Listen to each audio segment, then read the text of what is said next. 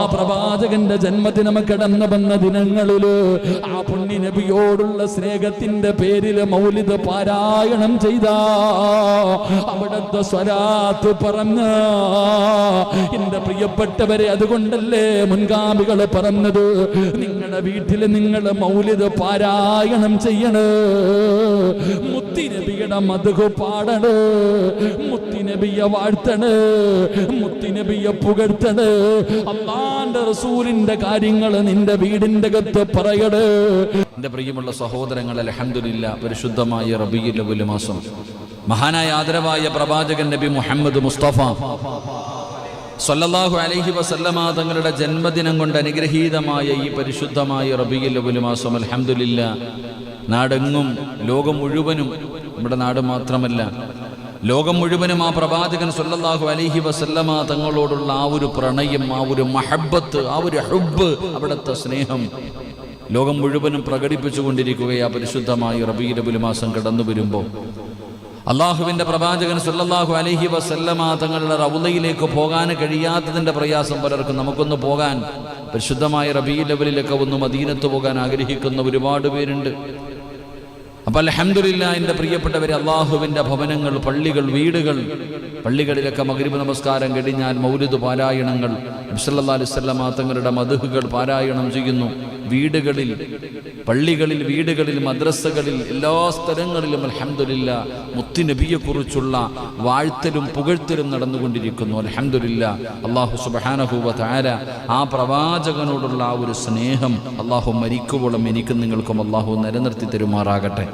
ആ പ്രവാചകന്റെ ജന്മദിനം കടന്നു വന്ന ദിനങ്ങളില് ആ പുണ്യ നബിയോടുള്ള സ്നേഹത്തിന്റെ പേരില് മൗലിദ് പാരായണം ചെയ്ത അവിടുത്തെ സ്വലാത്ത് പറഞ്ഞ എന്റെ പ്രിയപ്പെട്ടവരെ, അതുകൊണ്ടല്ലേ മുൻഗാമികൾ പറഞ്ഞത് നിങ്ങളുടെ വീട്ടിൽ നിങ്ങൾ മൗലിദ് പാരായണം ചെയ്യണ്, മുത്തിനബിയുടെ മദ്ഹ് പാടണ്, മുത്തിനബിയെ വാഴ്ത്തണ്, മുത്തിനബിയെ പുകഴ്ത്തണ്, അല്ലാഹുവിന്റെ റസൂലിന്റെ കാര്യങ്ങൾ നിന്റെ വീടിന്റെ അകത്ത് പറയട്. പറഞ്ഞു കഴിഞ്ഞാൽ അതാ മാറാ രോഗങ്ങളുണ്ടല്ലോ, വിപത്തുകളുണ്ടല്ലോ, അതിൽ നിന്നുള്ള രക്ഷയാ.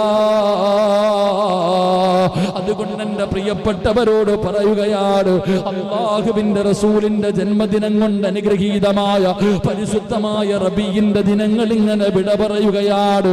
അതുകൊണ്ട് സഹോദരാ, എത്രയാ നീ സ്വലാത്ത് പറഞ്ഞത്, എത്രയാ നീ മദ്ഹ് പറഞ്ഞത്, എത്ര സുന്നത്താണ് ജീവിതത്തിൽ ചെയ്തത്, എത്ര സലാമാണ് നീ മുത്തുനബിയോട് പറഞ്ഞത്, അതിനെക്കുറിച്ച് ചിന്തിക്ക്. ആ പ്രവാചക സ്നേഹം നിന്റെ ഹൃദയത്തിലേക്ക് കടന്നു വരട്ടെ. അല്ലാഹുവേ, അവിടുത്തെ ശഫാഅത്ത് നൽകി നീ അനുഗ്രഹിക്കണേ അല്ലാ.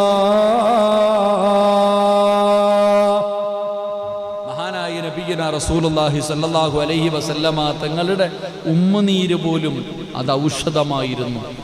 എൻ്റെ പ്രിയപ്പെട്ട സഹോദരങ്ങളെ, ആ പ്രവാചകന്റെ ശരീരത്തിൽ നിന്ന് വീഴുന്ന വിയർപ്പ് തുള്ളി പോലും അവിടുന്ന് സുഗന്ധമായിട്ട് ഉപയോഗിച്ചിരുന്നു. അള്ളാഹു നമുക്ക് ഈമാൻ നൽകി അനുഗ്രഹിക്കുമാറാകട്ടെ. അള്ളാഹു നമുക്ക് ഈമാൻ നൽകി അനുഗ്രഹിക്കുമാറാകട്ടെ. എൻ്റെ പ്രിയപ്പെട്ടവരെ, ഇന്ന് നമ്മളിങ്ങനെ ചിന്തിക്കണം, വലിയ വലിയ മക്ബറകളിലൊക്കെ പോകുമ്പോൾ, വലിയ വലിയ മക്ബറകളിലൊക്കെ പോകുമ്പോൾ, ഏർവാടിയിലും മുത്തുപേട്ടയിലും എന്തിന് ഭീമാപ്പള്ളിയിലൊക്കെ പോകുമ്പോൾ ഒരു കിണറുണ്ട്, മരുന്ന് കിണർ. എത്ര പേരാ പോയി കുളിക്കണത്? എത്ര പേരാ പോയി വെള്ളം കോരി കുടിക്കണത്? മുത്തുപേട്ടയിൽ പോകുമ്പോൾ ദാവൂദുൽ ഹക്കീം വലിയുല്ലാഹി മഹാനവറുകൾ, അല്ലാഹു അവിടുത്തെ ദറജ ഉയർത്തി കൊടുക്കുമാറാകട്ടെ, മഹാനവറുകളുടെ മക്കാമിൽ പോകുമ്പോൾ അവിടെ ഒരു കുളവുണ്ട്. എത്ര പേരാ കുളിക്കണത്? ഈ വെള്ളമാണോ കുടിക്കണത്? വേറെ പണിയില്ലേടാ, ആണ് ഇതാ കുടിക്കണത്? അതാ ചിന്തിക്കണം. അല്ലാഹു നമുക്ക് ഈമാൻ നൽകുമാറാകട്ടെ. ചിന്തിക്കണം സഹോദര, നമുക്ക് ആവശ്യമുണ്ടേ പോയി കുടിച്ചാൽ മതി, അവർക്ക് ആവശ്യമൊന്നുമില്ല. മനസ്സിലാക്കേണ്ട എന്താ? എടാ, മുത്തുപേട്ടയിലും ഏർവാടിയിലും ഭീമാപ്പള്ളിയിലും അജ്മീറിലും നാഗൂറിലൊക്കെ പോയി പല കാര്യങ്ങൾ അവിടെ ചെയ്യാൻ പറയുമ്പോൾ ചിലന്ന് വെള്ളം തരും, ചിലയിടത്തുനിന്ന് തേൻ തരും. ഭീമാപ്പള്ളിക്ക് പോകുമ്പോൾ എണ്ണ കിട്ടും അല്ലേ? ചിലയിടത്ത് പോകുമ്പോൾ ചിലപ്പോൾ പൂക്കൾ തരും. കടുവാപ്പള്ളിയിലൊക്കെ പോയാൽ പഴവും പൂട്ടൊക്കെ. ഇങ്ങനെ ഓരോ സ്ഥലങ്ങളിലും. എന്തിന്? ഞങ്ങളൊക്കെ എപ്പോഴും പോകാറുണ്ട്, ഞാനൊക്കെ എപ്പോഴും പോകും.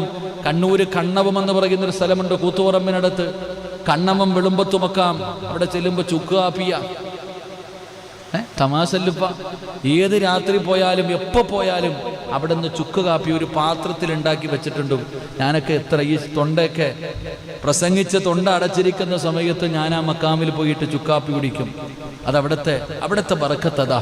അള്ളാഹു നമുക്ക് ഈമാൻ നൽകുമാറാകട്ടെ. ഇവിടുത്തെ ഉറൂസ് പകലാ നടക്കണേ, കാട്ടില, വലിയ ആൾതാമസമൊന്നും ഇല്ലാത്തൊരു സ്ഥലത്ത് പകലിലാണ് അവിടെ നടക്കുന്നത്. പോയിട്ടില്ലേ ഷാജൻ? പോയിട്ടില്ല? പോയി. അൽഹംദുലില്ലാ. നമ്മളന്ന് അവിടെ വീട്ടിൽ പോയപ്പോ ഇവിടെ പോയിട്ടുണ്ട്. വിളമ്പത്ത് നിങ്ങൾ കുടിച്ചവരല്ലേ ചുക്കാപ്പി? നമ്മൾ മനസ്സിലാക്കേണ്ടത് എൻ്റെ പ്രിയപ്പെട്ട സഹോദരങ്ങൾ, അതൊക്കെ പുച്ഛം ചിലർക്ക്. ഇതൊക്കെ ചുമ്മാതെ ഉടായിപ്പടെ, നിനക്ക് വേണമെങ്കിൽ മതി, നമുക്ക് നിർബന്ധമൊന്നുമില്ല. അവിടെ കിടക്കണ മഹാന് ഭീമാ പള്ളിയിൽ കിടക്കുന്ന ഭീമാ ഉമ്മായിക്ക് വല്ല നിർബന്ധമുണ്ടോ? പായിപ്പാട് കിടക്കണം, നീ അവിടെ പോയിട്ട് സിയാറത്ത് ചെയ്തിട്ട് അവിടെ നിന്ന് കിട്ടുന്ന എണ്ണ കുടിക്കണം. നിനക്ക് വേണമെങ്കിൽ കുടിച്ചാൽ മതിയിടാ. ഞാൻ പണ്ടൊരിക്കൽ അവിടെ പോയി, എനിക്ക് അറിയാത്തൊരു കാലത്ത്, ഇതിനെക്കുറിച്ച് വലിയ വിദ്യാഭ്യാസമോ വലിയ അറിവൊന്നും ഇല്ലാത്ത കാലത്തൊരിക്കൽ അവിടെ പോയപ്പോൾ, ഇന്ന് എനിക്കത് പറയുമ്പോൾ പേടിയാ. ഈ അടുത്ത് ഞാൻ ഈ കമ്മിറ്റിക്കാർ സ്ഥലം ഒരാളെടുത്ത് ജസ്റ്റ് ഇങ്ങനെ പറഞ്ഞു പോയി, ഭീമപ്പള്ളി ഉറൂസിന് വന്നാണ്. ഞാൻ പറഞ്ഞു നിർബന്ധമായിട്ടും പോകണം. പണ്ട് ഞാൻ അവിടെ പോകുമ്പോൾ അന്നിങ്ങനെ വെളിച്ചെണ്ണ കയ്യിൽ ഒഴിച്ചു തരും. അപ്പം ഇങ്ങനെ, ഇതാണോ കുടിക്കണേ? ഞാൻ തന്നെ എന്ത് പറഞ്ഞു, ഇതാണോ കുടിക്കണേ? നിസ്സാരം പോലെ പറഞ്ഞിട്ട് തലയിൽ തേച്ചിട്ട് ഇറങ്ങിപ്പോയി.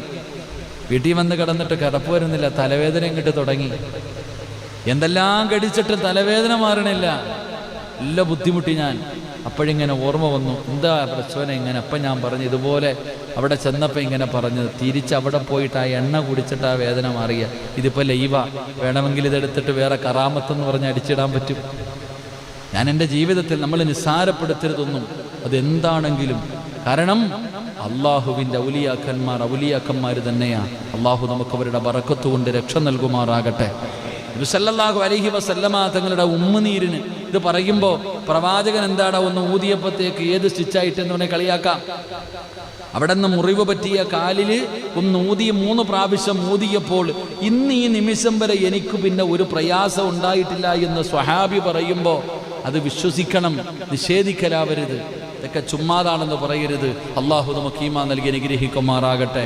എൻ്റെ പ്രിയമുള്ള സഹോദരങ്ങളെ, മഹാനായ അനസ് ഇബ്നു മാലിക് റളിയല്ലാഹു തആല അൻഹു നിവേദനം ചെയ്യുന്ന ഹദീസ്, മഹാനവറുകൾ പറയുന്ന, നബി സല്ലല്ലാഹു അലൈഹി വസല്ലമ തങ്ങൾ ഉമ്മു സുലൈമിന്റെ വീട്ടിൽ ചെല്ലാറുണ്ടായിരുന്നു.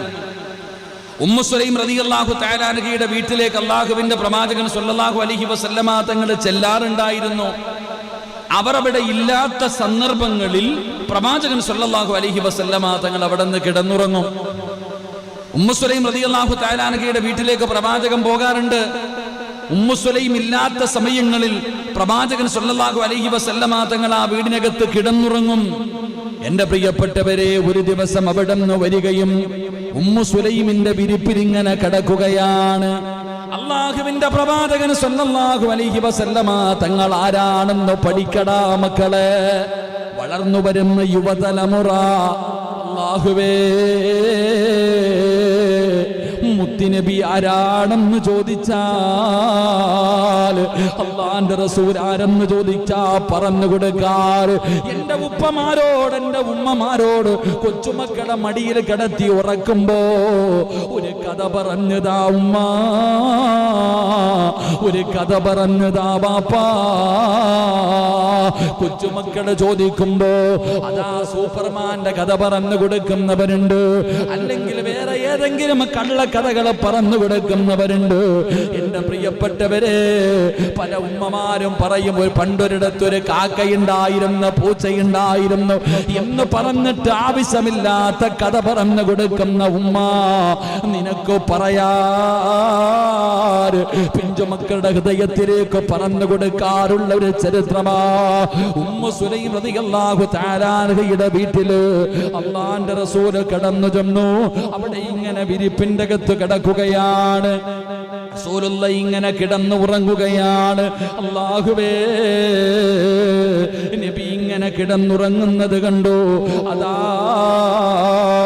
ശരീരത്തിൽ നിന്നിങ്ങനെ വിയർപ്പൊഴുകുകയാണ്. ഉമ്മു സുലൈം ഇങ്ങനെ കടന്നു വന്നു. അല്ലാഹുവിന്റെ റസൂൽ ഇങ്ങനെ ഉറക്കത്തിൽ നിന്ന് ഞെട്ടി ഉണരുകയാ. അല്ലാഹുവിന്റെ റസൂൽ ഇങ്ങനെ ശബ്ദം കേട്ട് ഞെട്ടി ഉണരുകയാ. ഉണർന്നു നോക്കുമ്പോ കയ്യിലൊരു കുപ്പിയുമായി കുപ്പിയുമായിട്ട് ഉമ്മു സുലൈം ഇങ്ങനെ നിൽക്കുകയാ. അള്ളാന്റെ റസൂൽ ഉറക്കത്തിൽ നിന്ന് ഞെട്ടിയുണരുമ്പോ ശബ്ദം കേട്ട പ്രവാചകൻ ഉമ്മു സുലൈമിന്റെ വീടിന്റെ അകത്ത് വിരിപ്പിനകത്ത് കിടക്കുന്ന പ്രവാചകൻ അവിടെ നിന്ന് ഞെട്ടിയുണരുകയാ. റസൂലുള്ള നോക്കുമ്പോ ഉമ്മു സുലൈം ഒരു കുപ്പിയുമായി നിൽക്കുകയാണ്. ഉമ്മു സുലൈം ഒരു കുപ്പിയുമായി നിൽക്കുകയാണ്. അല്ലാഹുവിന്റെ റസൂൽ ചോദിക്കുന്നു, ഉമ്മു സുലൈം എന്തേ ഇങ്ങനെ നിൽക്കുന്നത്? എന്തേ ഇങ്ങനെ നിൽക്കുന്നത്? യാ റസൂലല്ലാഹ്, ബറക്കത്തക യാ റസൂലല്ലാഹ്, ബറക്കത്തെടുക്കുകയാണ് നബിയേ, ബറക്കത്തെടുക്കുകയാണ് നബിയേ. അല്ലാഹുവിന്റെ പ്രവാചകന്റെ ശരീരത്തിൽ നിന്ന് ഒലിച്ചിറങ്ങുന്ന വിയർപ്പിന്റെ തുള്ളികളുണ്ടല്ലോ, ഉമ്മു സുലൈം ഇങ്ങനെ കുപ്പിയിൽ പിടിക്കുകയാണ്. മുത്തുനബിയുടെ ശരീരത്തിൽ നിന്ന് വരുന്ന വിയർപ്പാടല്ലോ കുപ്പിയിൽ ഇങ്ങനെ നിറയ്ക്കുകയാ, കുപ്പിയിൽ ഇങ്ങനെ നിറയ്ക്കുകയാ. എന്തേ ഉമ്മു സുലൈമേ, എന്തേ ഉമ്മു സുലൈമേ, യാ റസൂലല്ലാഹ്, ബറക്കത്തെടുക്കുകയാണ് നബിയേ. എന്തിനെന്നറിയോ? എന്റെ മക്കൾക്ക് രോഗം വന്നാൽ, എന്റെ പൊന്നുമക്കൾക്ക് എന്തെങ്കിലും രോഗം വന്നാ മരുന്നീ വിയർപ്പാട് നബിയേ. എന്റെ മക്കൾക്ക് എന്തെങ്കിലും രോഗം വന്നു കഴിഞ്ഞാൽ ഈ മരുന്നാ കൊടുക്കുന്നത്. അങ്ങയുടെ വിയർപ്പാണ്, അങ്ങയുടെ ശരീരത്തിൽ നിന്ന് ഒലിച്ചു വീഴുന്ന വിയർപ്പ് തുള്ളികളാണ്. എന്റെ പൊന്നാര മക്കൾക്ക് പനി വന്നാ, അവർക്ക് എന്തെങ്കിലും രോഗം വന്നാ അവർക്ക് കൊടുക്കുന്ന ഔഷധമിതാണ് നബിയേ.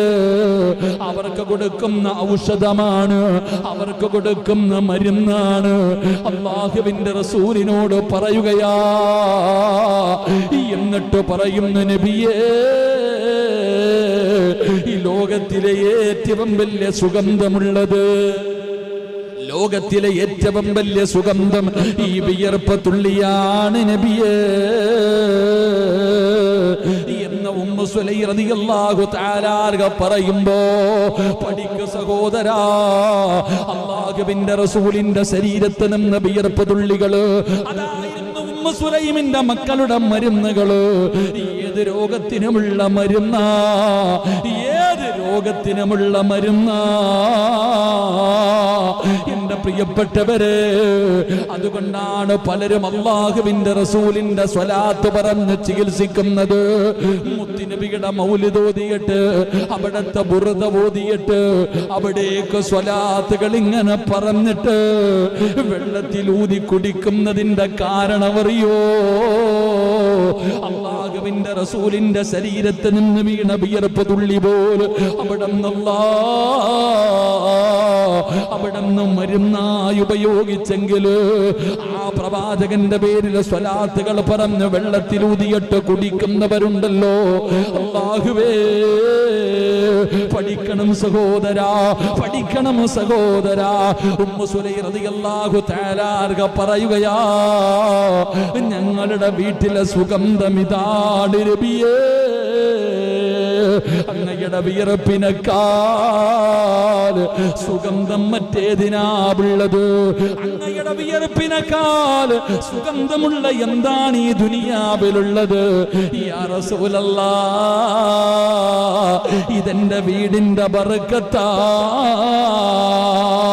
അത് വീടിന്റെ ബറക്കത്താ, അത് മുത്തുനബിയുടെ വിയർപ്പ് തുള്ളികൾ വീടിനകത്ത് കൊണ്ടുവച്ചിട്ടത് ബറക്കത്താണെന്ന് പറയുമ്പോ, എന്റെ പ്രിയപ്പെട്ടവര്, അല്ലാഹുവിന്റെ പ്രവാചകൻ സല്ലല്ലാഹു അലൈഹി വസല്ലമ തങ്ങളുടെ വിയർപ്പ് തുള്ളി ഔഷധമായിരുന്നു, അതൊരു മരുന്നായിരുന്നു, അതൊരു ബറക്കത്തായിരുന്നു.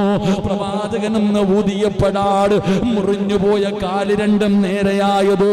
അതുകൊണ്ടാണ് അല്ലാഹുവിന്റെ പ്രവാചകൻ സല്ലല്ലാഹു അലൈഹി വസല്ലമ തങ്ങൾ ഊതുവെടുക്കുമ്പോ സ്വഹാബികൾ തിരക്കാ.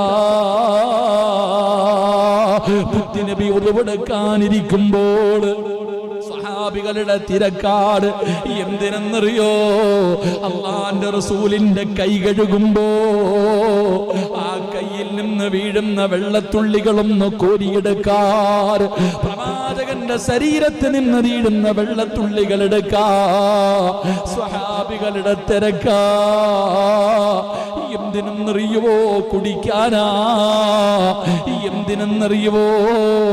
അവരുടെ രോഗങ്ങൾക്കുള്ള മരുന്ന്.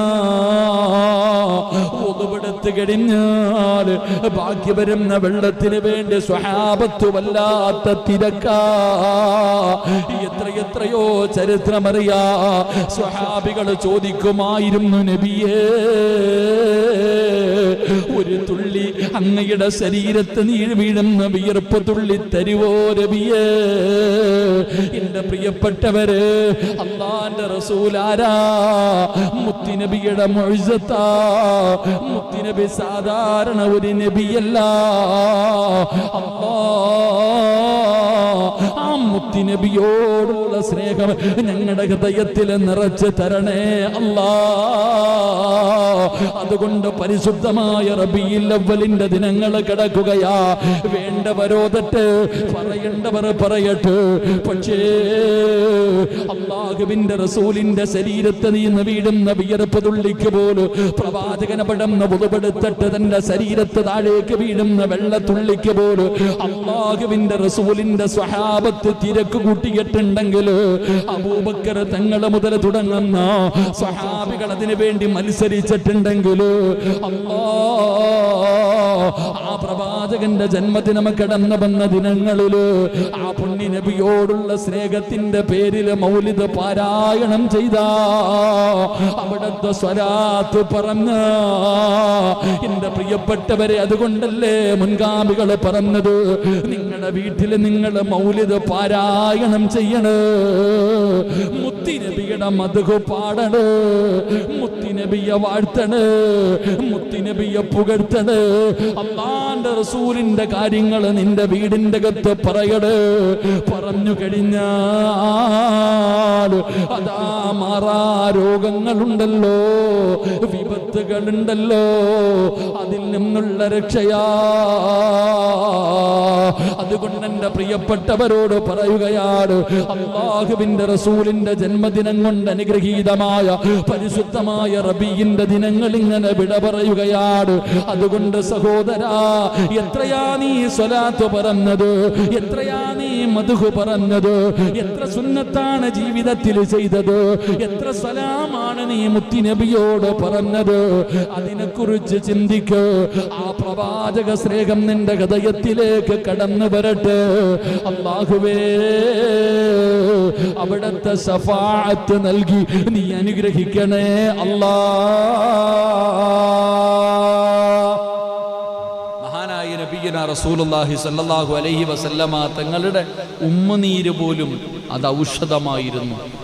എൻ്റെ പ്രിയപ്പെട്ട സഹോദരങ്ങളെ, ആ പ്രവാചകന്റെ ശരീരത്തിൽ നിന്ന് വീഴുന്ന വിയർപ്പ് തുള്ളി പോലും അവിടെ നിന്ന് സുഗന്ധമായിട്ട് ഉപയോഗിച്ചിരുന്നു. അള്ളാഹു നമുക്ക് ഈമാൻ നൽകി അനുഗ്രഹിക്കുമാറാകട്ടെ. അള്ളാഹു നമുക്ക് ഈമാൻ നൽകി അനുഗ്രഹിക്കുമാറാകട്ടെ. എൻ്റെ പ്രിയപ്പെട്ടവരെ, ഇന്ന് നമ്മളിങ്ങനെ ചിന്തിക്കണം, വലിയ വലിയ മക്ബറകളിലൊക്കെ പോകുമ്പോൾ, വലിയ മക്ബറകളിലൊക്കെ പോകുമ്പോൾ, ഏർവാടിയിലും മുത്തുപ്പേട്ടയിലും എന്തിന് ഭീമാപ്പള്ളിയിലൊക്കെ പോകുമ്പോൾ ഒരു കിണറുണ്ട്, മരുന്ന് കിണർ. എത്ര പേരാ പോയി കുളിക്കണത്? എത്ര പേരാ പോയി വെള്ളം കോരി കുടിക്കണത്? മുത്തുപ്പേട്ടയിൽ പോകുമ്പോൾ ദാവൂദ് ഹക്കീം വലിയുല്ലാഹി മഹാനവറുകൾ, അള്ളാഹു അവിടുത്തെ ദറജ ഉയർത്തി കൊടുക്കുമാറാകട്ടെ, മഹാനവറുകളുടെ മക്കാമിൽ പോകുമ്പോൾ അവിടെ ഒരു കുളവുണ്ട്. എത്ര പേരാ കുളിക്കണത്? ഈ വെള്ളമാണോ കുടിക്കണേ? വേറെ പണിയില്ലേടാ, ആണ് ഇതാ കുടിക്കണത്? അതാ ചിന്തിക്കണം. അള്ളാഹു നമുക്ക് ഈമാൻ നൽകുമാറാകട്ടെ. ചിന്തിക്കണം സഹോദര, നമുക്ക് ആവശ്യമുണ്ടേ പോയി കുടിച്ചാൽ മതി, അവർക്ക് ആവശ്യമൊന്നുമില്ല. മനസ്സിലാക്കേണ്ട എന്താ? എടാ, മുത്തുപ്പേട്ടയിലും ഏർവാടിയിലും ഭീമാപ്പള്ളിയിലും അജ്മീറിലും നാഗൂറിലൊക്കെ പോയി പല കാര്യങ്ങൾ അവിടെ ചെയ്യാൻ പറയുമ്പോൾ ചിലന്ന് വെള്ളം തരും, ചിലയിടത്തുനിന്ന് തേൻ തരും. ഭീമാപ്പള്ളിക്ക് പോകുമ്പോൾ എണ്ണ കിട്ടും അല്ലേ? ചിലയിടത്ത് പോകുമ്പോൾ ചിലപ്പോൾ പൂക്കൾ തരും. കടുവാപ്പള്ളിയിലൊക്കെ പോയാൽ പഴവും പൂട്ടൊക്കെ. ഇങ്ങനെ ഓരോ സ്ഥലങ്ങളിലും. എന്തിന്? ഞങ്ങളൊക്കെ എപ്പോഴും പോകാറുണ്ട്, ഞാനൊക്കെ എപ്പോഴും പോകും. കണ്ണൂർ കണ്ണവം എന്ന് പറയുന്നൊരു സ്ഥലമുണ്ട് കൂത്തുപറമ്പിനടുത്ത്. കണ്ണവം വെളുമ്പത്തുമക്കാം. അവിടെ ചെല്ലുമ്പോൾ ചുക്ക് കാപ്പിയ. തമാശല്ലുപ്പ. ഏത് രാത്രി പോയാലും എപ്പോൾ പോയാലും അവിടെ നിന്ന് ചുക്ക് കാപ്പി ഒരു പാത്രത്തിൽ ഉണ്ടാക്കി വെച്ചിട്ടുണ്ട്. ഞാനൊക്കെ ഈ തൊണ്ടയൊക്കെ പ്രസംഗിച്ച് തൊണ്ട അടച്ചിരിക്കുന്ന സമയത്ത് ഞാൻ ആ മക്കാമിൽ പോയിട്ട് ചുക്കാപ്പി കുടിക്കും. അതവിടുത്തെ ബറക്കത്തതാ. അള്ളാഹു നമുക്ക് ഈമാൻ നൽകുമാറാകട്ടെ. ഇവിടുത്തെ ഉറൂസ് പകലാ നടക്കണേ, കാട്ടില, വലിയ ആൾതാമസമൊന്നും ഇല്ലാത്തൊരു സ്ഥലത്ത് പകലിലാണ് അവിടെ നടക്കുന്നത്. പോയിട്ടില്ലേ ഷാജി? പോയിട്ടില്ല. പോയി. അൽഹംദുലില്ലാ. നമ്മളന്ന് അവിടെ വീട്ടിൽ പോയപ്പോൾ ഇവിടെ പോയിട്ടുണ്ട്. വെളുമ്പത്ത് നിങ്ങൾ കുടിച്ചവരല്ലേ ചുക്കാപ്പി? നമ്മൾ മനസ്സിലാക്കേണ്ടത് എൻ്റെ പ്രിയപ്പെട്ട സഹോദരങ്ങൾ, അതൊക്കെ പുച്ഛം ചിലർക്ക്. ഇതൊക്കെ ചുമ്മാതരെ ഇവിടായിപ്പടെ, നിനക്ക് വേണമെങ്കിൽ മതി, നമുക്ക് നിർബന്ധമൊന്നുമില്ല. അവിടെ കിടക്കണ മഹാന് ഭീമാ പള്ളിയിൽ കിടക്കുന്ന ഭീമാ ഉമ്മായിക്ക് വല്ല നിർബന്ധമുണ്ടോ? പായിപ്പാട് കിടക്കണ നീ അവിടെ പോയിട്ട് സിയാറത്ത് ചെയ്തിട്ട് അവിടെ നിന്ന് കിട്ടുന്ന എണ്ണ കുടിക്കണം, നിനക്ക് വേണമെങ്കിൽ കുടിച്ചാൽ മതിയിടാ. ഞാൻ പണ്ടൊരിക്കൽ അവിടെ പോയി, എനിക്ക് അറിയാത്തൊരു കാലത്ത്, ഇതിനെക്കുറിച്ച് വലിയ വിദ്യാഭ്യാസമോ വലിയ അറിവൊന്നും ഇല്ലാത്ത കാലത്തൊരിക്കൽ അവിടെ പോയപ്പോൾ, ഇന്ന് എനിക്കത് പറയുമ്പോൾ പേടിയാ. ഈ അടുത്ത് ഞാൻ ഈ കമ്മിറ്റിക്കാർ സ്ഥലം ഒരാളെടുത്ത് ജസ്റ്റ് ഇങ്ങനെ പറഞ്ഞു പോയി, ഭീമാപ്പള്ളി ഉറൂസിന് വന്നാണ്. ഞാൻ പറഞ്ഞു നിർബന്ധമായിട്ടും പോകണം. പണ്ട് ഞാൻ അവിടെ പോകുമ്പോൾ അന്നിങ്ങനെ വെളിച്ചെണ്ണ കയ്യിൽ ഒഴിച്ചു തരും. അപ്പം ഇങ്ങനെ, ഇതാണോ കുടിക്കണേ? ഞാൻ തന്നെ എന്ത് പറഞ്ഞു, ഇതാണോ കുടിക്കണേ? നിസ്സാരം പോലെ പറഞ്ഞിട്ട് തലയിൽ തേച്ചിട്ട് ഇറങ്ങിപ്പോയി. വീട്ടിൽ വന്ന് കിടന്നിട്ട് കിടപ്പ് വരുന്നില്ല, തലവേദന ഇങ്ങോട്ട് തുടങ്ങി. എന്തെല്ലാം കടിച്ചിട്ട് തലവേദന മാറണില്ല, എല്ലാം ബുദ്ധിമുട്ടി ഞാൻ. അപ്പോഴിങ്ങനെ ഓർമ്മ വന്നു, എന്താ പ്രശ്നം ഇങ്ങനെ. അപ്പം ഞാൻ പറഞ്ഞു, ഇതുപോലെ അവിടെ ചെന്നപ്പോൾ ഇങ്ങനെ പറഞ്ഞത്, തിരിച്ച് അവിടെ പോയിട്ട് ആ എണ്ണ കുടിച്ചിട്ട് ആ വേദന മാറിയ. ഇതിപ്പോൾ ലൈവ, വേണമെങ്കിൽ ഇതെടുത്തിട്ട് വേറെ കറാമത്തെന്ന് പറഞ്ഞ് അടിച്ചിടാൻ പറ്റും. ഞാൻ എൻ്റെ ജീവിതത്തിൽ നമ്മൾ നിസ്സാരപ്പെടുത്തരുതൊന്നും, അതെന്താണെങ്കിലും. കാരണം അള്ളാഹുവിൻ്റെ ഔലിയാക്കന്മാർ തന്നെയാണ്. അള്ളാഹു നമുക്ക് അവരുടെ ബറക്കത്ത് കൊണ്ട് രക്ഷ നൽകുമാറാകട്ടെ.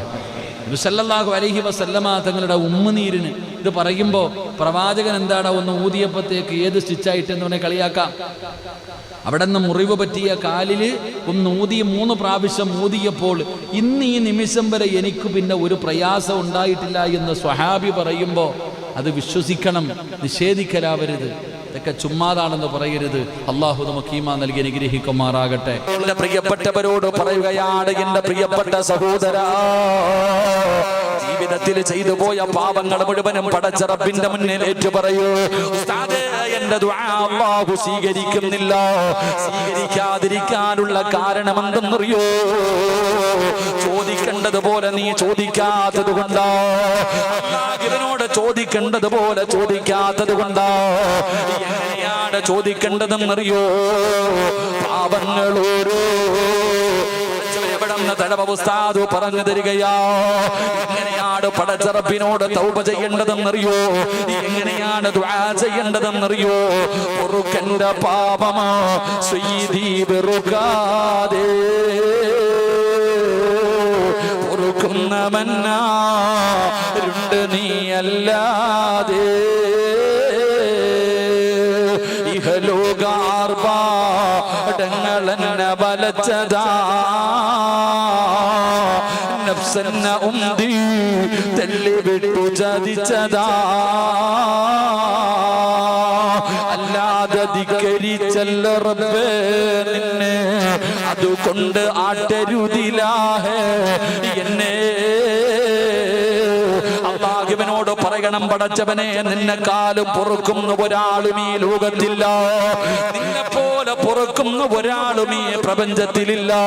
പടച്ചവനെ, ജീവിതത്തിൽ ഒരുപാട് പിഴവുകൾ വന്നുപോയി.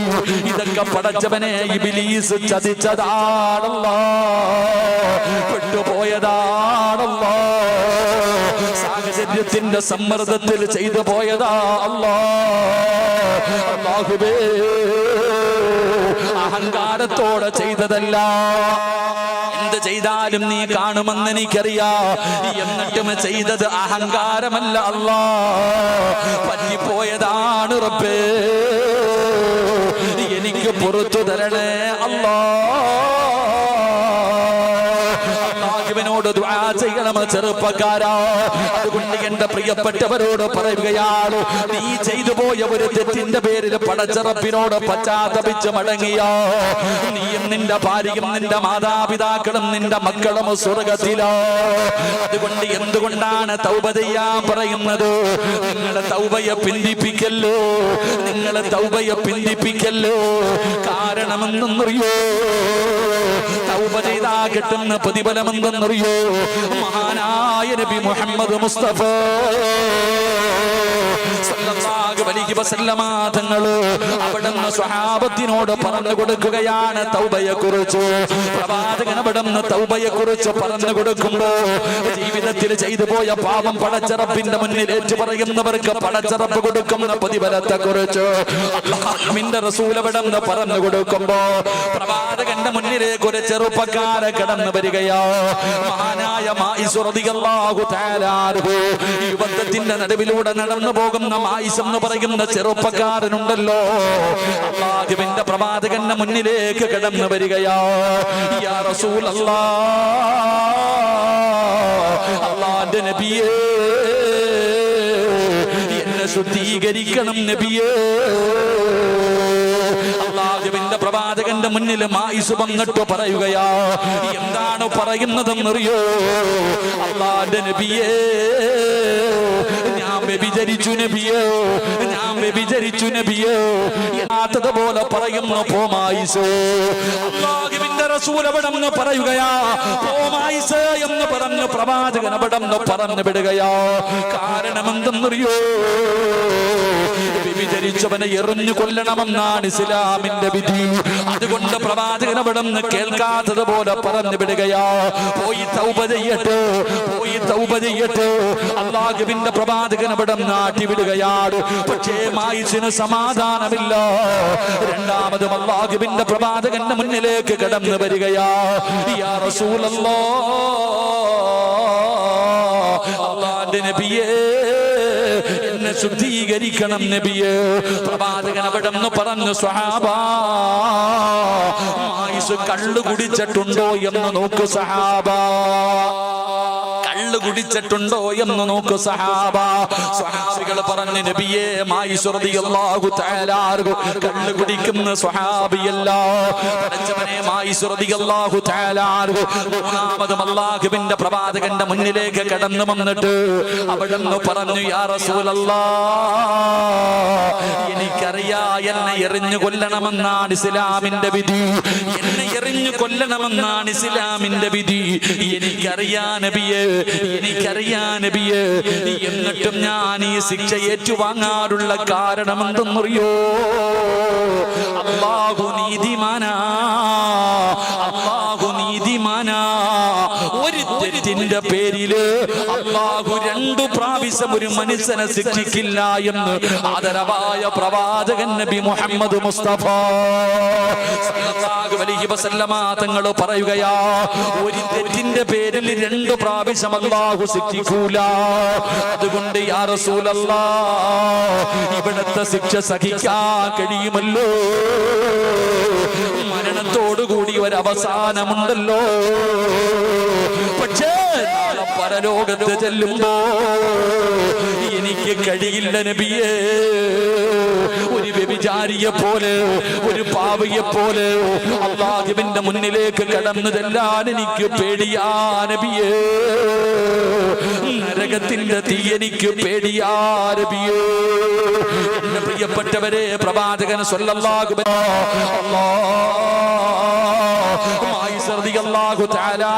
എറിഞ്ഞു കൊല്ലാൻ പറയുമ്പോ പടച്ചറപ്പേ, സ്വഹാബികൾ അവിടെ നിന്ന് ഏറ് തുടങ്ങി, സ്വഹാബികളെ കല്ലെടുത്തെറിയാൻ തുടങ്ങി.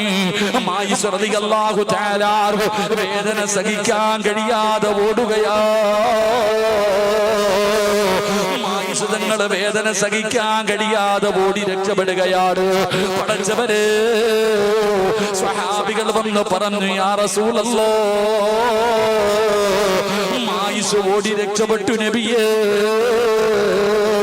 പ്രവാചകന് സമാധാനമായി, പ്രവാചകന് സമാധാനമായി. കുറച്ചു കഴിയുമ്പോ ശരീരത്തിലൂടെ രക്തമൊലിപ്പിച്ചു കൊണ്ടുവരുന്നു മായിസ്. യാ റസൂലല്ലാഹ്,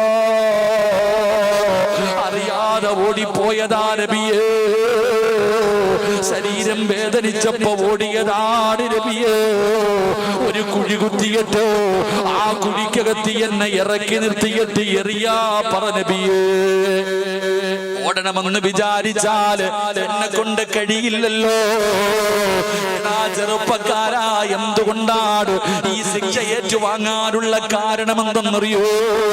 ഇവിടെ വെച്ച് അതിന്റെ ശിക്ഷ ഏറ്റുവാങ്ങിക്കഴിഞ്ഞാൽ നാളെ പടച്ച റബ്ബിന്റെ മുന്നിൽ രക്ഷപ്പെടാൻ കഴിയുമല്ലോ. അതുകൊണ്ടായിരുന്നടാ ചെറുപ്പക്കാരാ, അതാ ഒരു പെണ്ണ് കിടന്നു വരികയാ. ഇവനെ എറിഞ്ഞു കൊന്ന കഥ കേട്ടപ്പോ ഒരു പെണ്ണ് കിടന്നു വരികയാണ്. നബിയേ, രണ്ടാമത്തെ പ്രതി ഞാനാ. എന്റെ വയറിനകത്ത് കിടക്കുന്ന കുഞ്ഞു മായിസിന്റെ കുഞ്ഞാണ് നബിയേ. പടച്ചവരെ, അല്ലാഹുവിന്റെ പ്രവാചകന്റെ മുന്നിൽ വന്നിട്ട് പറയുന്നു, എനിക്കുള്ള ശിക്ഷ തരാറ്. റസൂലുള്ളാഹി തങ്ങൾ പറഞ്ഞു, നീ ഗർഭിണിയല്ലോ, നീ പ്രസവിച്ച് കഴിഞ്ഞു വരാറ് പറഞ്ഞു വിടുകയാണ്. ആ പെണ്ണ് തന്റെ വീട്ടിലേക്ക് കടന്നു ചെന്നു. 9.5 മാസം കഴിഞ്ഞു. അവിടെ നിന്ന് പ്രസവിച്ച് കഴിഞ്ഞപ്പോ കുഞ്ഞിനെയും എടുത്തുകൊണ്ട് മുത്തുനബിയുടെ ചാരത്തേക്ക് കടന്നു വരികയോ. പ്രവാചകൻ അവിടെ നിന്ന് പറഞ്ഞു, നീ പാല് കൊടുക്കൂ, ഈ കുഞ്ഞിന് പാല് കൊടുക്കണമല്ലോ. പടച്ചവനെ പിന്നെയും പറഞ്ഞു വിടുകയാണ്. അവസാനം തന്റെ കുഞ്ഞ് പാല് കുടി നിർത്തിയപ്പോ, ഭക്ഷണം കഴിക്കാൻ തുടങ്ങുന്ന സമയമെത്തിയപ്പോ ആ ചോര കുഞ്ഞുമായിട്ട് മുത്തുനബിയുടെ മുന്നിൽ കൊണ്ടുവന്നിട്ട് കുഞ്ഞിന്റെ വായിലേക്ക് മറ്റുള്ള ഭക്ഷണം വെച്ച് കൊടുത്ത് കാണിച്ചു കൊടുക്കുകയാ. ഭക്ഷണം കഴിക്കാ തുടങ്ങി. നബിയേ, എനിക്കുള്ള ശിക്ഷതാ നബിയേ എന്ന് പറഞ്ഞുകൊണ്ട് മുത്തുനബിയുടെ മുന്നിൽ നിന്ന് ശിക്ഷ ഏറ്റുവാങ്ങി എന്ന് ചരിത്രം പറയുമ്പോ എന്റെ പ്രിയപ്പെട്ടവരോട് പറയുകയാ, മോനെ, റബ്ബിന്റെ മുന്നിൽ ഏറ്റു പറയടാ. കള്ളു കുടിച്ചവനാണെങ്കിലും വ്യഭിചരിച്ചവനാണെങ്കിലും പലിശ തിന്നവനാണെങ്കിലും എത്ര വലിയ വലിയ അപരാധം ചെയ്തവനാണെങ്കിലും നീ മടി കാണിക്കണ്ട. നിനക്കൊരു പേടിയും വേണ്ട, ഒരു വിഷമവും വേണ്ട. ചെയ്തു പോയ പാപം അല്ലാഹുവിന്റെ മുന്നിൽ ഏറ്റു പറയാൻ കഴിയൂ. നിന്റെ അല്ലാഹ് ആരെന്നറിയോ? 100 കൊല ചെയ്തവന് പുറത്തു കൊടുത്തിട്ട് സ്വർഗം കൊടുത്തവനാ. ജീവനോടെ എന്റെ പൊന്നാര പെമ്മക്കളെ കുടിച്ചു മൂടിയ കാട്ടാളന്മാർക്ക് അല്ലാഹു പുറത്തു കൊടുത്തില്ലേ? മയ്യത്തിനെ വ്യഭിചരിച്ചവന് പടച്ച റബ്ബ് പുറത്തു കൊടുത്തില്ലോ? പിന്നെ എന്തിനാ നീ ഭയപ്പെടുന്നത്? ഇബാദിയല്ലദീന അസ്റഫൂ അലാ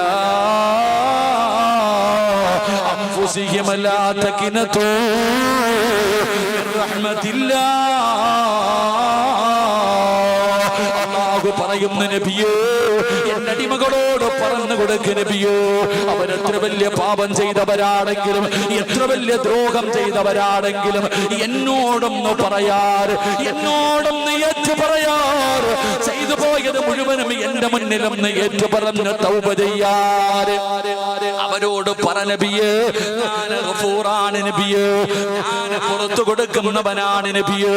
അതുകൊണ്ട് മലക്കുകളുടെ ദുആ വേണോ? നാളത്തേക്ക് മാറ്റിവെക്കല്ലേ. കാരണം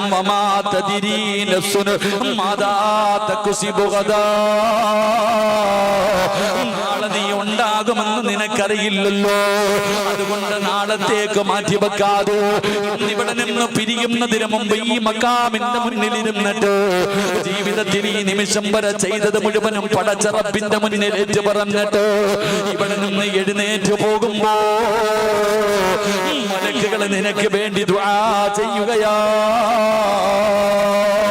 അതുകൊണ്ട് എന്റെ പ്രിയപ്പെട്ടവരോട് പറയുകയാ, ഒരുപാട് കരയണമെന്നില്ല, ഒരുപാട് നിലവിളിക്കണമെന്നില്ല. പറയേണ്ടത് ആത്മാർത്ഥത വേണം ചെറുപ്പക്കാരാ. ഇഖ്ലാസ് വേണം മോനെ. ഇഖ്ലാസോടുകൂടി പറയുന്നത് ഒരു വാക്കാണെങ്കിലും ഒരു അസ്തഗ്ഫിറുല്ലാഹയാണെങ്കിലും പടച്ചവനെ എനിക്ക് പുറത്തു തരണേ എന്ന് പറയുന്ന ഒരു ചെറിയ വാക്കാണെങ്കിലും അല്ലാഹു നിനക്ക് പുറത്തു തരും. ഒരു ചരിത്രം പറയട്ടെ, ഒരുപാട് കേൾക്കുന്ന ചരിത്രമല്ലോ.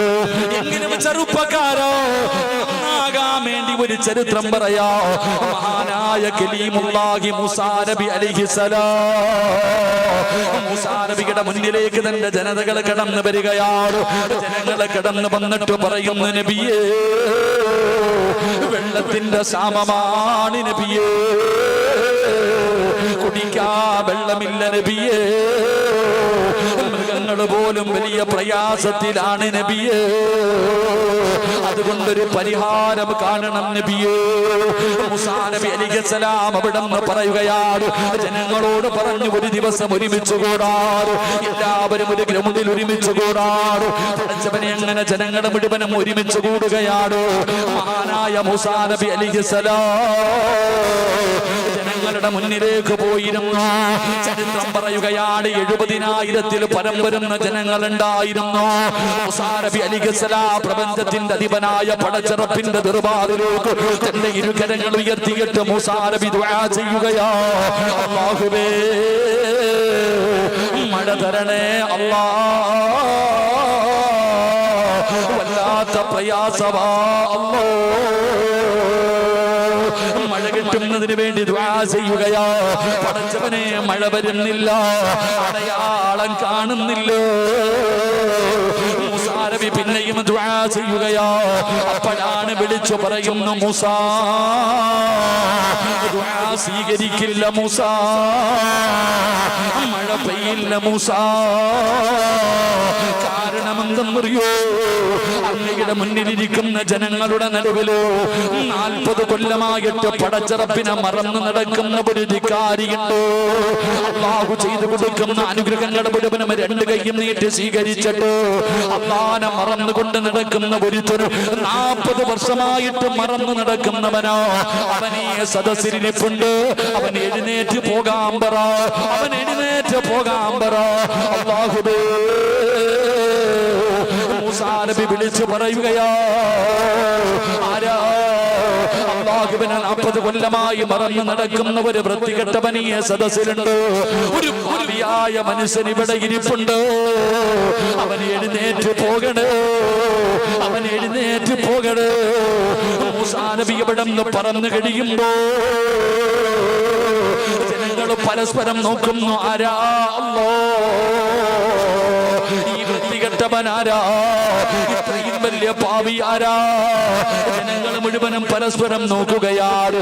ഒരാൾ പോലും എഴുന്നേറ്റ് പോകുന്നില്ല. അപ്പോഴാണ് 40 കൊല്ലമായിട്ട് അല്ലാഹനെ മറന്നു നടക്കുന്ന മനുഷ്യനുണ്ടല്ലോ, അവനവിടെ ചിന്തിച്ചു, അല്ലാ എന്നെ കുറിച്ചാണല്ലോ പറയുന്നത്, എന്നെ കുറിച്ചാണല്ലോ പറയുന്നത്.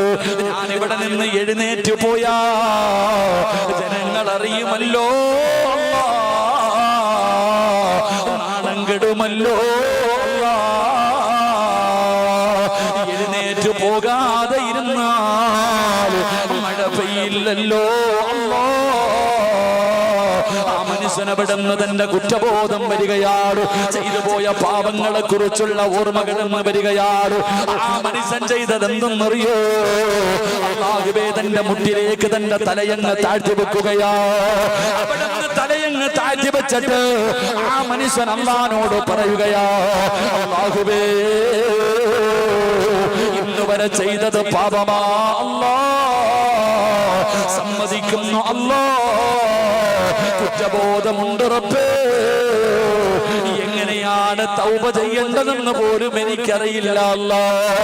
എങ്ങനെയാണ് ചെയ്തു പോയ പാപങ്ങൾ നിന്നോട് പറയേണ്ടതെന്ന് എനിക്കതുപോലും അറിയില്ല അല്ലാ. എങ്കിലും ഞാൻ പറയുകയാ, ഇനി ഒരിക്കലും ചെയ്യില്ല അല്ലാ. ഇനി ഒരിക്കലും നിന്നോട് ഞാൻ എതിര് പ്രവർത്തിക്കില്ല. ഇന്നുവരെ ചെയ്തത് പുറത്തുതാ അല്ലാ, ഇന്നുവരെ ചെയ്തത് എനിക്ക് പുറത്തുതാ അല്ലാ. എന്നിട്ട് ആ മനുഷ്യൻ പറയുന്നു, അല്ലാ എന്റെ തൗബ സ്വീകരിച്ചാൽ, എന്റെ പാപം പൊറുത്താൽ മഴ തരണേ അല്ലാ, മഴ തരണേ അല്ലാ. ആകാശത്ത് കാർമേഘം വരികയാണ്. ജനങ്ങൾ മുഴുവനും മഴ വരുന്നത് കണ്ടപ്പോ സന്തോഷം കൊണ്ടവരോടുകയാ. ആകാശത്ത് നിന്ന് മഴത്തുള്ളികൾ ഭൂമിയുടെ മടിത്തട്ടിലേക്ക് പെയ്തിറങ്ങുകയാണ്. മൂസാ നബിക്ക് അത്ഭുതമായി, റബ്ബേ ഒരാളും എഴുന്നേറ്റ് പോയില്ലല്ലോ, ഒരാളും എഴുന്നേറ്റ് പോയില്ലല്ലോ.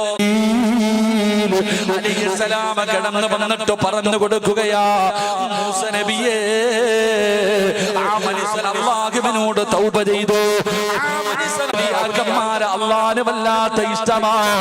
പടച്ചറപ്പിനെ പേടിച്ച് 5 നേരം നിസ്കരിച്ച് നടക്കുന്നവർ അള്ളാഹുവിന് വല്ലാത്ത ഇഷ്ടമാണ്.